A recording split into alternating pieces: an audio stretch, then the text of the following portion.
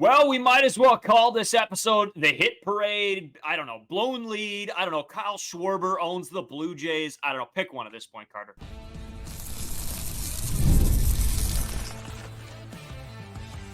You are Locked On Blue Jays, your daily Toronto Blue Jays podcast. Part of the Locked On Podcast Network, your team every day. Welcome back to Locked On Blue Jays. Thank you for making Locked On Blue Jays your first listen every day. We are free and available wherever you get your podcasts and on YouTube. Part of the Locked On Podcast Network, your team every day. Today's episode is brought to you by Game Time. Download the Game Time app, create an account, and use code LOCKEDONMLB for $20 off your first purchase. Terms apply. Download Game Time today. What time is it? Game Time. I'm Braden Wasco. He's Carter First. You can find us on Twitter, Braden5 Wasco. Carter First, too, as well on Instagram and TikTok at Locked On Blue Jays as well. If you're new here on YouTube, make sure you drop a subscription. Really helps us out. We notice a lot of you guys aren't subscribed. Please do so if you're watching these videos consistently. We're going to get back on the YouTube Shorts and the TikToks and everything like that coming up here. There's a little like bell icon you can hit on YouTube. It gives you notifications, so hit that as well. If you're listening anywhere else, we really appreciate you tuning in. Carter, some stuff to talk about today. Obviously, the hit parade, the blown lead. Kyle Schwarber being the absolute biggest dog of all time against the Blue Jays. Chad Green was horrible. There's a lot to get into. Of course, this is a 2-game series, so game 1 down the drain already. The best the Blue Jays can do is now split the series. So I don't know where to start, Carter. Let's just talk sort of your thoughts going through the game. I mean, for me, it started at a high. The Blue Jays' first inning was absolutely disgusting. And then it sort of just went into shambles from sort of then on out. How was your emotion level through this past game? I mean, you get up 6 runs in the first inning. I think it's 6-1 after the first inning. So I guess 5 runs technically. You score 6 in the first inning. And I'm just going to quickly go over that first inning, just kind of what happened for the Toronto Blue Jays. You think you score 6 runs in the first inning, you're probably going to have a pretty good offensive day and a pretty good chance of winning a baseball game. But anyway, you get a George Springer single, then you get a 2-run bomb, a single, double, 1-run ground out, 1-run single, 2-run bomb. It's the Barger bomb. Then it starts going a little bit farther downhill here. You get single strikeout. That is 6-1 at the end of the first inning. So at that point, I'm riding pretty high. Again, you're playing the Philadelphia Phillies, one of the best teams in all of baseball. Again, you're not facing necessarily one of their greatest pitchers of all time when you're looking at this Philadelphia Phillies roster, but you're facing a very good pitcher.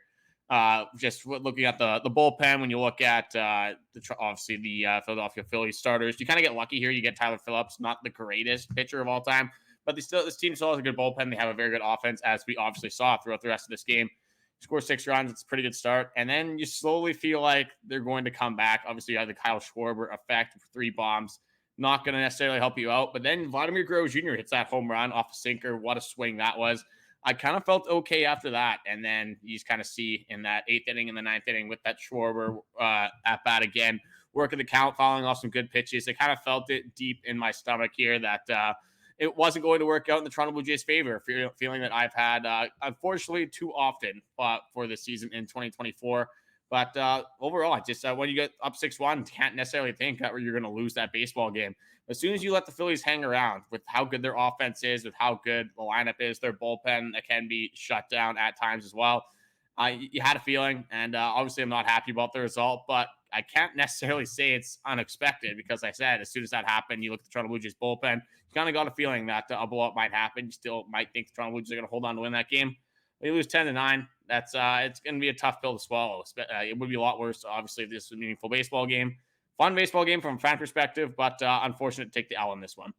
Yeah, and sort of the one thing that I was a little bit, I guess, not sure on was sort of the day that Chris Bassitt sort of had. Like, I didn't really hate his stuff today. It's just he was getting sort of knocked around. I mean, giving up 10 hits, 4 runs, only 3 of them earned, 7 Ks, 2 walks, but the 2 home runs. I mean, it just kills you. You can't be leaving pitches over the middle or making bad pitches to good hitters, and especially when you're facing the team like the Phillies, every pitch has to mean something. They all have to be good pitches.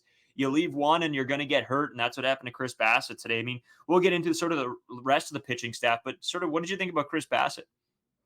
Just again, hasn't necessarily looked the greatest over his last few starts. Kind of got hit around, but Chris Bassitt's a guy that can adapt and is going to fight through his starts. Didn't look like he had his great stuff today, but again, the Philadelphia Phillies are a very good lineup. You look just up and down. They got guys like Bryson Stott, Alek Bohm, Kyle Schwarber, Bryce Harper, just to name a few. Obviously, a lot of good players on this team. Trey Turner's another one. You can go up and down this roster, one of the best rosters in all of baseball. So you got to give Chris Bassitt some credit. Obviously, going 5 1/3 innings, giving your team a chance to win, especially in a game that you score a lot of runs. You think his start, what he could have given you from that start would have been enough. Just trying to pull up his exact stat line here. 5 1/3 innings, 10 hits, 3 earned runs, 4 runs. Obviously, the Toronto Blue Jays making an error. 7 Ks, 2 walks. Again, the home run ball, not exactly what you want. But when you're looking at this Toronto Blue Jays team and you're looking at that Chris Bassitt start, you can't necessarily be upset about it. Just, again, Chris Bassitt is probably the guy that I'm least worried about going into next season. I think you know what you're going to get from Chris Bassitt. This guy is going to age like fine wine. He's not necessarily going to get better with age, but he is the kind of pitcher that he doesn't rely on velo. So he's going to have that control for a significant period of time. So with Chris Bassitt, I'm not necessarily worried about his starts, especially when you're playing a team as good as the Philadelphia Phillies. It just stings to lose this one when you get a pretty good offensive performance from multiple players. The bullpen, again, doesn't necessarily blow up. I guess you can call the Chad Green thing a blow up, but just some good players making some good swings when you're playing the Philadelphia Phillies.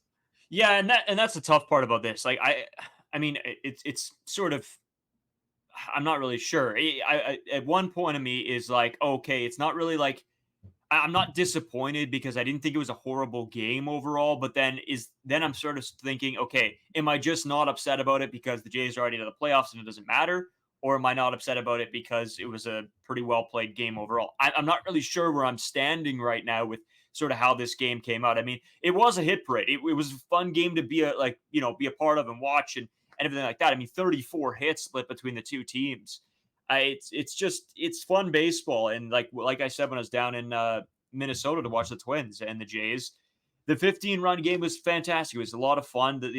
When runs get scored, it's fun baseball. Yes, we've been dragged through the last 2 seasons of the Blue Jays not being able to score runs, and it's been pretty boring baseball. But now you're sort of starting to see the offense be able to work and score runs, and to the point we're at in the season. Again, these games don't really matter, but at least it's enjoyable baseball to watch. And I think that's a lot more than we can say from the beginning of this season. Oh, you can't, from a fan perspective, you can't complain about the game that just happened at all. You're going to take this game a million times out of a million rather than a 1-0, 2-1 game against the Philadelphia Phillies. Runs make the game of baseball a lot more fun, and you saw that in this game. We always say it on the podcast. I mean, obviously you want to win the game, but when you're at the point you are at in Toronto Blue Jays season, it does suck saying this, but you kind of emotionally on tap. You disavow yourself a little bit from the Toronto Blue Jays. So again, if you're in a playoff hunt, say you're 3 games out of a playoff spot, maybe you're 3 games ahead of a team in the playoff race, the wild card race, this loss would hurt a whole lot more. It would definitely suck to give up a 6-1 lead. It still does suck to give up a 6-1 lead. But we always talk about individual player performances, the individual plays, things like that, just how some trends that we could follow, some highlights from the games, and you'll look at it. Vladimir Guerrero Jr. continues to stay hot. George Springer obviously had a very good day as well. Again, some Addison Barger issues with injuries, as we'll talk about very soon, obviously, but he gets another home run. You get Leo Jimenez home run in the 9th inning. You're getting some contributions from some of these guys that you want to get contributions from. So there are some positives you can take away from this game. And overall, if you're looking forward to 2025, I think I'm taking a game where you get some of your prospects raking and you take an unfortunate loss rather than a game that you might win in a meaningless season where you have offers from every single one of your prospects. So again, there's things to take away from it. There's nice things, there's bad things. But overall, from what we've been preaching on this podcast, I don't think we can be too upset with what our expectations were going into this game. Yeah, Carter. And you know what? I think let's take a quick break here, but I have a little bit of a hot take here. And it might get me in some trouble with some Blue Jays fans, but let me know if you guys are you'll be on my side or I'm guessing Carter's going to oppose me on this one. So we're going to take a quick break. We'll come back with my hot take, sort of break down the game a little bit more, some interesting little things that have happened throughout the game. We'll talk about those on the other side of this break. And then, of course, we'll get into game 2 and sort of what the rest of the week looks like for us right after this. and take care of all your vehicular maintenance needs with our partner, eBay Motors. eBay Motors is everything you need to maintain your vehicle and level it up to peak performance. From superchargers, roof racks, exhaust kits, LED headlights, and more, whether you're into speed, power, or style, eBay Motors has got you covered. With over 122 million parts for your vehicle, you'll always find exactly what you're looking for. And with eBay Guaranteed Fit, your part is guaranteed to fit your ride every time or your money back. Because with eBay Motors, you're burning rubber, not cash. With all the parts you need at the prices you want, it's easy to turn your car into the MVP and bring home that win. Whether it's a new spoiler, new brakes, a new alternator, or you just want to deck out your ride, eBay Motors will have everything you need. They're super easy to deal with, very knowledgeable, and their experts give great advice that is specific to your needs. Just to keep your ride or die alive, you can go to ebaymotors.com. Eligible items only. Exclusions apply. eBay Guaranteed Fit, only available for U.S. customers.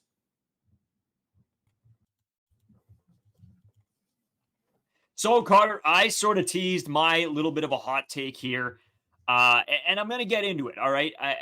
And again, this is sort of take it with a grain of salt. It's the end of the year.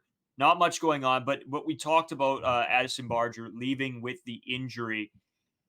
And I've had this take for a while in my head, and I was sort of just saving it to surprise you a little bit because I know we're not going to share the same viewpoint on this one. And you can argue against me, and I'm totally fine with that. All right. I don't believe that Addison Barger is as good as everybody is making him out to be. I think that there is room to grow, and I think that he could be good. But so far, Carter, personally, I don't overly see it. This season, going to next year, I don't think Addison Barger is a mainstay on this team. I think he's going to be back in AAA next season. And maybe that's a hot take. Maybe some of you guys will disagree with me. Please let me know in the comments. And Carter, I don't know. How do you feel about this? Are you in the same boat as me? I know you're a big Addison Barger guy, but for me, I really don't see him being a mainstay next season. I don't think that's necessarily that hot of a take. I think you're using this time with your prospects to just see what you have in them. You want to see some flashes. You're not necessarily expecting every single prospect that you have up right now to be a part of the major league team in 2025. If you look at a team with guys like Will Wagner, Leo Jimenez, Addison Barger, David Schneider, these guys starting full-time, they're full-time players. It's not necessarily a team that I'm going to be crazy excited to watch in 2025, especially when you got juggernauts looking opposing to you and even just looking in the AL East. So I don't think it's a crazy take for Addison Barger that you don't think he's going to be with the major league team. I kind of want to pick your brain more on that because it's more of a topic for me to discuss because when you look at Addison Barger's just career, you're looking at his like he has 161 at-bats. That's not a lot of games played whatsoever. You can go over I'll see if I can just get his games as well. He's got 51 games. So that is a third of an MLB season. Again, this guy has no service time whatsoever. If you're expecting this guy to just kind of enter the league and do on the David Schneider run and keep it going for 4 years or his entire MLB career, that's just simply not going to happen. You look at these young guys, he's 24 years old. He's going to need some time to develop. You're going to get flashes where Addison Barger is going to probably hit 400 and have 3 home runs in a week. And then you're going to get the Addison Barger who's hitting 150 and probably striking out 50% of the time. So obviously the injury, as I'll get into after this little take here. But with Addison Barger, again, you just want to see this guy consistently put together good at-bats. If you would have gotten another 5 home runs down the stretch, if you had 200 at-bats and you have 12 home runs, that's something that you can look productively on to 2025 with. A guy that's not necessarily expected to hit for average either, probably going to be a bottom of the order bat, maybe middle of the order that can provide you some power. So that's more so what I'm looking for Addison Barger. Again, we have to see how the season develops to see if you can continue the success. Again, when you go over this injury, I'll just might as well get into it right now. A lot with Addison Barger and his next season stuff, as we'll continue to get into, obviously, in the offseason. But he got removed from today's game with left knee discomfort. Nothing too specific. Obviously, knee injuries when it's lower body, it's not the greatest thing. It's usually when it's knees, ankles for position players, you get anything elbow for a pitcher, you're usually not going to be too fond of that news. So, again, you're with the Toronto Blue Jays. You have 20 games left in the season. If they shut down Addison Barger because they don't want to take any risks, going to be fine with that. But for Addison Barger, you definitely want to be out there if you want a shot at making this team in 2025. You want to put together a consistent stretch. You want to hit for that power, and you want the Toronto Blue Jays to have to make a tough decision. But to wrap up your question, kind of went on a little bit of a tangent there. I don't think it's a crazy take to have Addison Barger not being on the Toronto Blue Jays in 2025. I think that's probably where I would lean to if I had to make a decision on Addison Barger. But again, you can say that with Will Wagner. Don't think he's necessarily going to beat the team in 2025. They're probably going to get one of these 5 or so guys that have been with Buffalo majority of the year that's actually going to be a full-time player with the Toronto Blue Jays next season. So you're kind of just letting them, you're straining out the noodles in a sense, where you're trying to figure out which guy that you're going to lean on next season. And I think they're just kind of going through the process with Addison Barger. Yeah, and sort of where this take comes from me, more so, I don't think the hot take comes from the fact that he won't be a part of this team next season. I think the more so the hot take from my perspective is what I would call a hot take is that I just don't really understand the huge, enormous hype that there is for this guy. I look at his stats. I look at the way he plays the game. It's not bad, but it's not, I don't think, deserving of the hype that he's getting right now. And again, it's not to, crap on him or nothing like that. I don't want to do that. But the outpour of Addison Barger, it seems like in some Blue Jays fans' minds, is the next coming of Christ. And I just can't, I can't get on board with that. I can't see the fact that he's going to be this excellent player. To me right now, he looks like, maybe an MLB guy for a couple seasons. I don't even see, right now, I just don't see the consistency, the at-bats. And again, this is a lot to say, only 100 and so at-bats in, 160 at-bats in. It's a lot. You can't take away a ton from that, but I just think that the outpour of crazy support for Addison Barger, I think is just over the moon right now. I think next season, when we get back in, and if you saw Addison Barger in the lineup, I wouldn't be happy about it. I don't think you would either. But more so, the hot take is that I just don't understand the amount of crazed support there is for Addison Barger right now. Yeah, there's a bunch of different ways I can go with this. I'm gonna lead it off with this. Something that we've been saying on the podcast is we're not trying to be negative about every single Toronto Blue Jays thing. So you see a young star, you see him raking, you see him hitting some fun home runs. It's why not get excited about that? I'm not going to be the one to tell you to not get excited about an Addison Barger pull side home run that's going 440 feet into the bleachers. Definitely not one there. So that could just be one thing that people are just looking for something to grasp onto, looking for some positives with the Toronto Blue Jays, so as we've done with some young stars as well. When Will Wagner has good games, we're kind of forgetting the offers and we're really sticking towards those 4 for 6, 4 for 5, whatever it is games. It's a lot more fun to talk about the positive with the Toronto Blue Jays than it is the negative. So that could be one thing. As for the Addison Barger thing, again, I'll quickly go over that. I kind of covered that before. If you see him in your 2025 roster, there's pretty much 2 options. It's either he absolutely raked in 2025 spring training and the finishing 2024 season, and then you're probably happy with him being in the lineup, or it means the Toronto Blue Jays didn't do anything in the offseason, and then you're probably not happy with that lineup. If Addison Barger continued to produce like he is right now, and you just kind of throw in there as a full-time player, I don't think that's necessarily something that you can be excited for. And then as for the Addison Barger just being a full-time player thing, I'm just going to say I think you're a little crazy just making that analysis this early on. I think a third of the way into an MLB player's career is a little bit early. Again, you do have your takes. I can understand that. And Addison Barger not going to give you the most consistency is one thing that I know you like to look for. Is this is going to be a guy that's, again, going to hit 3 home runs in 1 week and then look like he's never probably played baseball in the next week. And that's going to be a part of the Addison Barger experience. Never going to be a guy that's going to hit 300 and get on base a whole lot. He's going to be a guy that you want to hit 25, 30 home runs, hit like 210, and just come up in big spots and be a good hitter with runners in scoring position. So when you're looking at Addison Barger, if I had to choose right now, I think I'd have to just go on your side, just because you look at prospects, they're like lottery tickets. Majority of them end up not working out as you think they will. But I just think it's so enormously early to have a take like that. Even on guys like Davis Schneider, you haven't seen it a lot of success recently. Guys like Joey Loperfido, Will Wagner, you want to see success, but if you don't see it right away, I don't think you can be just completely out on these type of players, especially when they're below the age of 25 years old. Yeah, and I'm not saying I'm completely out on Addison Barger or anything like that. I just think for the amount of craze that there is around Addison Barger, it seems like on Twitter, on other podcasts, everything like that, on different Jays shows, whatever you want to say, I think it's just getting a little bit ridiculous. Like I think we have to take a step back, look at the stats, look at this. We don't want to at the end of the day, fool ourselves into this false sense of security with some of these prospects. And that's not just an Addison Barger thing. It's just, he's the guy that, of course, my brain hones into when we talk about realistic versus this actual statistics. And even with my eye test, again, like you said, I'm a huge consistency guy. That's what I'll hang my hat on. And he doesn't provide that. And so I think overall, with all of these prospects and guys playing right now, is we have to take a step back and make sure that we don't forget about what the early season brought for this Toronto Blue Jays team moving into 2025. We cannot be okay with being stagnant in the offseason and relying on some of these guys. We cannot let that happen as fans. If it doesn't happen, if the management team doesn't do something in the offseason, we can't sit here and be okay with Addison Barger playing every day. I just won't be okay with that. I'm going to be upset, and I will let everybody know. So again, nothing personal to Addison Barger, and I'm not trying to be negative. I just think let's take a step back and remember where we were last year around this time, or say in the off season.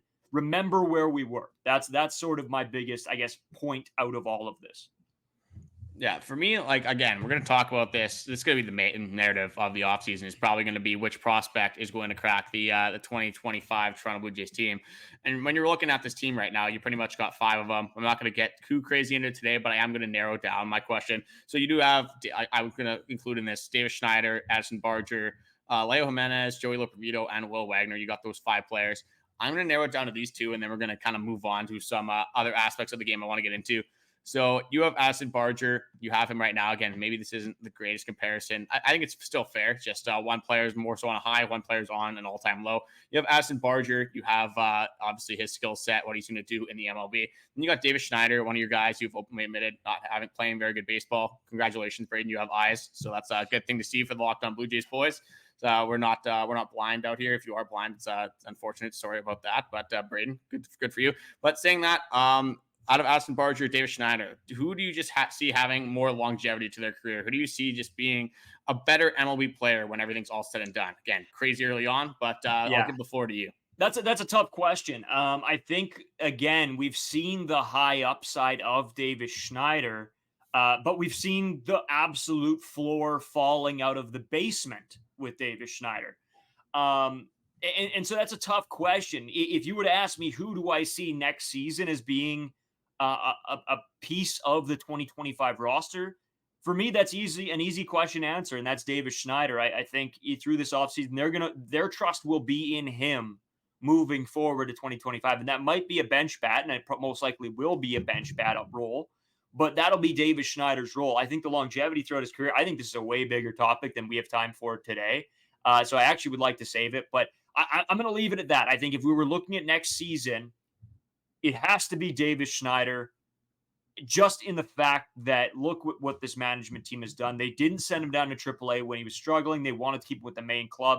So in my mind, he would really have to have a terrible, terrible offseason for him not to be at least in a bench role with this 2025 Toronto Blue Jays team. Yeah, again, like you said, a way bigger conversation. I think I would have to lean towards Addison Barger for this role, but we're not going to get into that today. Again, there's still a ton of season, a lot of spring training. Then there's free agency. Maybe this isn't even a discussion that we're going to have, this David Schneider or Addison Barger starting. I think you can probably agree that this isn't necessarily a conversation that we'd be too thrilled to have going into 2025. This was going to be our ceiling for the Toronto Blue Jays.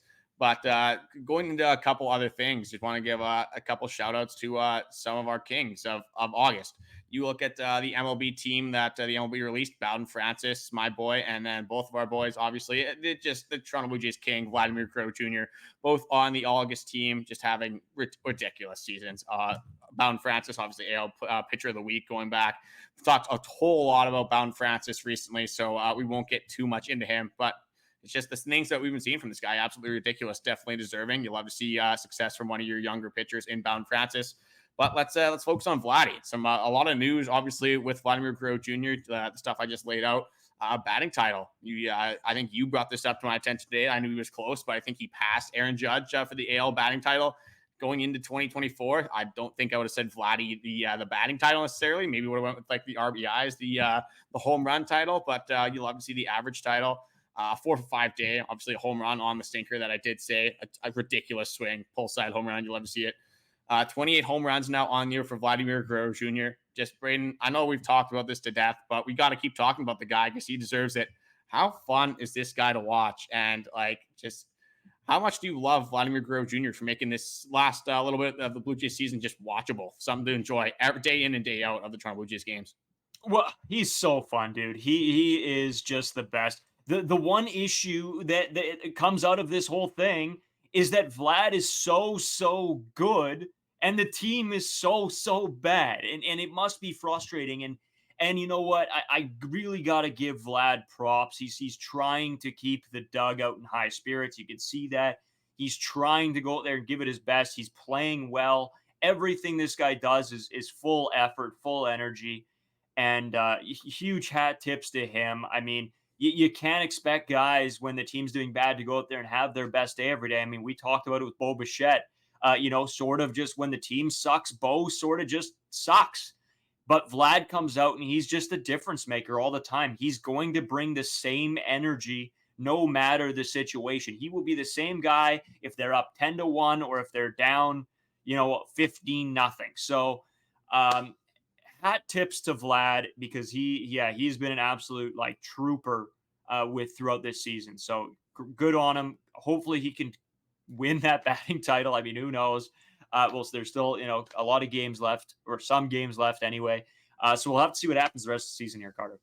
Yeah, from watching the Toronto Blue Jays in 2024, it seems like nothing's going to go good for the Toronto Blue Jays. So I definitely wouldn't place all my life savings on that Vladimir Guerrero Jr. batting title. But again, just going to go over just some of the insane numbers from Vladdy because, again, we talk about it a fair amount on this podcast, which is definitely well deserving. But when you look at the numbers just from like an outside perspective, like in 3 years from now, we might look at the stretch and be like, Vladimir Guerrero Jr. was this good. He was this hot. He's having a little bit of his own Vladimir Guerrero Jr. August as Bo Timber happened a couple of years ago.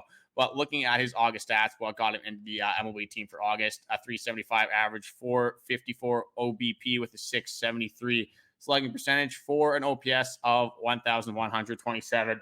Way above league average hitter. His WRC plus is sitting around 170 since the All-Star break. Again, post All-Star break, his OPS has been 1,315 with an OBP of almost 500 at 494. Just an insane run. Probably the best player since the All-Star break, post All-Star break. Him, Aaron Judge have really been competing for it from there.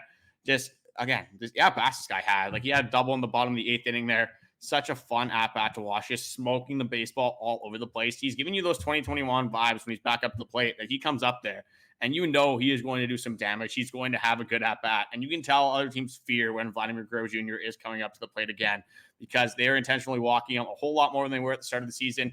And his home run numbers, his power numbers, just his OPS. You can look at pretty much any single statistic revolving around Vladimir Guerrero Jr., especially since the All-Star break, and it's going to point in very positive directions regarding this baseball player. Absolutely insane stuff that he's doing right now. Lock this guy up for, honestly, just first ever 30-year contract. Vladimir Guerrero Jr. can play for the Toronto Blue Jays until he's 55 years old. Yeah, dude, it's exciting to watch. It really is, and we'll have to see what he can keep doing with this team sort of to end the year. I'm really excited to keep watching Vlad, and hopefully, they can get that contract done in the offseason so that it's not a worry going into next year. That's what I really, really pray.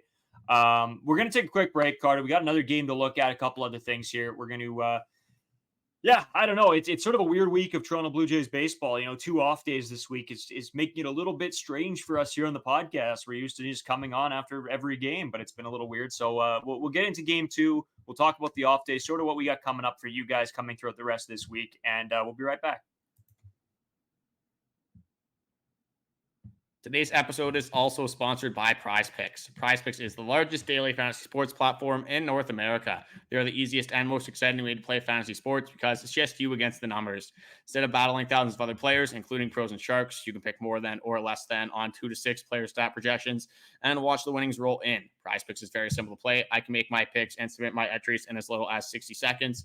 So for the rest of the season, obviously, I'm a big fantasy guy when it comes to baseball, hockey, NFL, obviously a big time of the year for that. I've had 4 fantasy drafts for that. So I'm going to be placing a lot of Prize Picks bets on that, especially as we get to the end of this MLB season. I'll usually end up going with the yard selections a lot of the time. I'll take touchdowns if I know a guy's going to score touchdowns, but especially with the receiving yards, love hammering more than less than's on those. I feel like you have a lot of control over that. And with as big of a fan I am of the NFL, definitely I'm going to be watching a lot of games. So I'm going to hopefully have myself dialed in on who's going to be scoring touchdowns at the right times this season. So you can download the app today and use code LOCKEDONMLB for a first deposit matchup to $100. It's code LOCKEDONMLB for a first deposit matchup to $100. Prize Picks. Run your game. Today's episode is brought to you by Game Time. Game Time just announced this new thing. It's called Game Time Picks that makes getting tickets for your favorite live events easier. Game Time Picks filters out all the fluff to show you only incredible deals on great seats, so you don't have to waste time searching through thousands of tickets. As I always say, whenever we buy tickets, it's always through Game Time. It's just stupid not to. It saves you so much money. They got so many like flash deals and a bunch of other stuff too that really ends up just saving you a ton. They have the all-in pricing, the lowest price guaranteed as well, or Game Time will credit you 110% of the difference. It makes such a huge difference. Take the guesswork out of buying tickets with Game Time. Download the Game Time app, create an account, and use code LOCKEDONMLB for $20 off your first purchase. Terms apply. Again, create an account and redeem code LOCKEDONMLB for $20 off. Download Game Time today. What time is it? Game Time. So, Carter, last game of the two-game set here against the Phillies. I don't know how I feel about it. I expected the Blue Jays to split, but I think I expected them to split differently. I expected them to win the first game and sort of lose the second one. But, seeing Bowden Francis on the mound might put what I assumed in my head to shame, because why can you ever bet against Bowden Francis? And the stats lately say don't. So if you're a betting man, like we talk about lots here, maybe drop a win for Bowden Francis or a strikeouts over or something, or hits allowed, maybe unders or something. Bet with Bowden Francis because the guy has been an absolute dog lately. Yeah, I don't know if you knew this, but Bowden Francis made the August MLB team. So clearly, if you're betting on Bowden Francis, I'm not sure what you're looking at, because one of the best months from a pitcher in a long time from the Toronto Blue Jays. So I'll just quickly go over his stat line. I know we've talked about him a lot, so won't spend too much time on him. But over this August stretch, 34 and a third innings, 105 ERA, a .41 WHIP, which is absolutely insane, and 39 strikeouts. Just an insane stretch from Bowden Francis, a guy that for me, this is the only thing I really care about for today's game. Is you're playing the Philadelphia Phillies. Again, I've talked about how good their lineup is. If you can go out there and put up even 2 runs in 6 innings, even 5 innings for me, I'm definitely taking that against a lineup like the Phillies. Just put out a productive start, give your team a chance to win a baseball game, and don't give up too many runs. Again, I'm saying it like it's the simplest thing of all time. Definitely not simple with you're looking at a team like the Philadelphia Phillies, one of the best in the NL and the all of MLB for a reason. So that's the main thing I'm looking at is Bowden Francis. I want him to kind of continue this fire that he started throughout this month of August that he's got going here. But a couple more things I wanted to go through over the game. I'm not sure if you saw the Vladimir Guerrero Jr. error. Pretty sure you did. It was all over Twitter, stuff like that. Just overall thoughts on that. I'll quickly describe the play. Kind of has it in his glove, it looks like. Kind of he gets off the wrist a little bit. Then has that little bit of a panic where, the ball's not in my glove, I should probably get it. Then just tries to pick it up, kind of falls over, boots it a little bit. Not a great look, but a lot of people were really dogging this guy on Twitter. And Vladdy could have had a Bichette moment and punted that ball into the stands in center field. And I wouldn't have cared what this guy does on defense, because he is mashing the ball offensively. I said this before, I got to stand by it. I do not care about defense whatsoever. Vladimir Guerrero Jr. can make 4 errors a game. Maybe if that actually does happen, I'd care, but it's not going to happen. I don't care what Vladdy does when he is competing for the batting title in the AL. Definitely not going to complain about his offensive production or his defense when you're hitting that well. No, and I mean, look at that play. I mean, it eats him up a little bit, but if he doesn't fall over trying to recover that, it's just him playing with heart. He tried to make that play, even though it ate him up, and he probably wasn't going to anyway if he got it on the second or third attempt that he tried to. But I don't think people are talking about this if that ball just eats him in the wrist and it drops down and it doesn't, he can't make a play that way. But it's because he fell over. And I don't think you say, well, look at the terrible defense just because that ball ate Vlad up and then he has the heart to still try to make the play. I don't know. I don't get that one at all. If people are dogging him about it, I'm not in for that. I think you saw the heart, you saw the attempt, you saw the try. The first attempt ate him up. That's going to happen. That's baseball. I think a lot of people just don't like to see Vladdy have fun out there. They just one of the maybe an older fashioned take where you got to be serious on the baseball field at all times. And again, you want your players to be serious. But again, when we said this earlier on the season, we said a lot in the offseason that we want Vladimir Guerrero Jr. to be a lot more serious. But we also did say if he's having an offensive season like he did in 2021, I don't really care what he does. He can do whatever he wants. He's earned the right to do whatever he wants on the Toronto Blue Jays and in their dugout if he's going to have one of the best post All-Star breaks in all of baseball. So that's something that I wanted to go over. Another thing that I commented about Leo Jimenez making that huge catch over the foul wall in right field the other day is Henny Cabrera pitching today. Not necessarily the pitching. You didn't have his stuff necessarily, but just how fired up he was to get out of that inning. I think it was in the 8th there. You love to see players just have emotion, still care, even though the Toronto Blue Jays are in a lost season. So seeing that emotion, seeing Henny Cabrera get fired up on the mound, fired me up. Love seeing this guy, and I love what he's doing for the Toronto Blue Jays this season. A sneaky low 3 ERA for the Toronto Blue Jays in a year where their bullpen's been so bad. Henny Cabrera has been one of the only positives out of that bullpen this season. Which is shocking to say. Shocking to say. But I got to give the guy hat tips. I really liked what he's doing. And anytime pitchers show that emotion on the mound, that's my favorite. I remember going back to when you're kids and you get a big strikeout and you give the fist bump, you fire the boys up, everybody's walking off the diamond.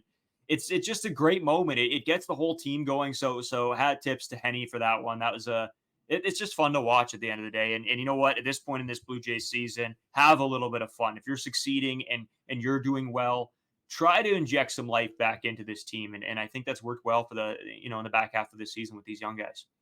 Well, you look at the standings. I saw a couple AL East graphics coming out last week. It's probably fairly similar at this point. The Toronto Blue Jays were the best team in the AL East since the All-Star break. So maybe Roger's starting to figure something out playing the young guys here. Again, you don't want a team that's right at 500.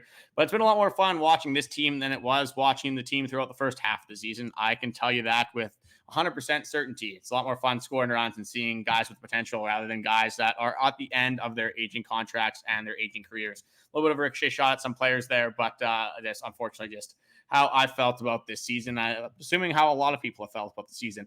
Other than that, I just got shout out to Ernie Clement, hustle play, I think in the 7th inning again, a diving play at third base to get a much needed out. Again, those hustle plays, it's going to give the players their flowers when they need it and when they deserve it, especially when they're putting the body on the line this late in the season for games that don't necessarily mean anything. Yeah, I agree, Carter. And that's what we've been talking about. This sort of what seems like this whole episode is just the heart, the try, the will, and that's what you got to hope for to these young guys, right? Like the want to compete, the want to do well. And not even just the coaching staff is going to notice plays like that. You're going to get your regulars like Vladimir Guerrero Jr., George Springer, Daulton Varsho. They're going to notice that you're putting your body on the line. You're putting maximum effort out there for these plays. And they're just going to, it's going to inspire them to play more for you, to put their bodies on the line. Everyone's going to rally off each other. When you get one player doing that, it inspires a lot of other players. And eventually you have your whole team just putting out full effort and trying their hardest to win you baseball games. I've seen a lot of clips, a lot of bad clips, not necessarily Toronto Blue Jays players, but from around the league where players just don't run it out. You see a famous clip from Luis Robert Jr. this season, gets a ball in center field, has a chance to throw the runner out at home, doesn't even attempt it. You want to see your players try. Doesn't matter where you were in the season. I guess you got to give Luis Robert Jr. maybe a little bit of a break here because Chicago White Sox are just that organization is something else. Like we say it all the time, could be a lot worse than the Toronto Blue Jays, could be an organization like that who actually had a lot of upside when you look back at like 2018, 2019. But this is not a Chicago White Sox podcast. Thank God, honestly.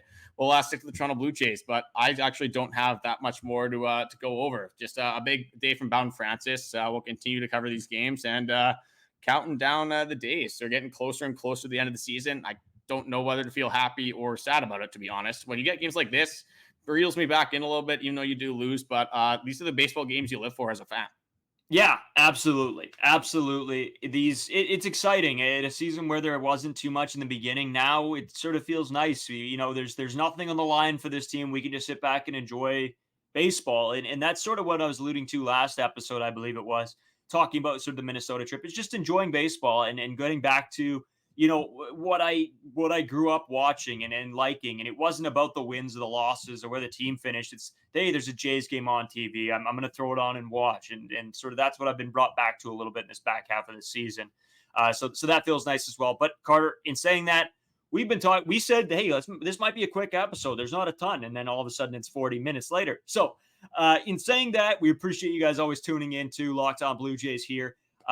Thanks for making us your first listen. If you guys want to have a second listen, go check out Locked On MLB with host Paul Sullivan. Sully, he crushes it all the time. Like, honestly, I just been tuning into his episodes on Locked On MLB just because they're a ton of fun. I like to keep up on all the news going on through the MLB. So you can go check him out if you're looking sort of more of a broad, bigger picture entirety of the MLB sort of podcast. It's fantastic. Go check that out. Locked On MLB again on YouTube or wherever you listen to your podcast. We'll talk to you guys tomorrow. More big stuff coming. And then on the off day episode, it's going to be another sort of big, fun sort of day. We have a bunch of cool stuff planned. Pretty interesting stuff just sort of on this lineup moving into the offseason. We'll get more into that. We'll tell you more about that tomorrow. But ahead of that episode, it should be a ton of fun. We're going to try to lock down some big interviews here as well towards the end of the season and into the offseason. So make sure you guys tune in to all the episodes. And so you keep up to date on when those big episodes are coming out. Again, thanks, guys, and have a good day.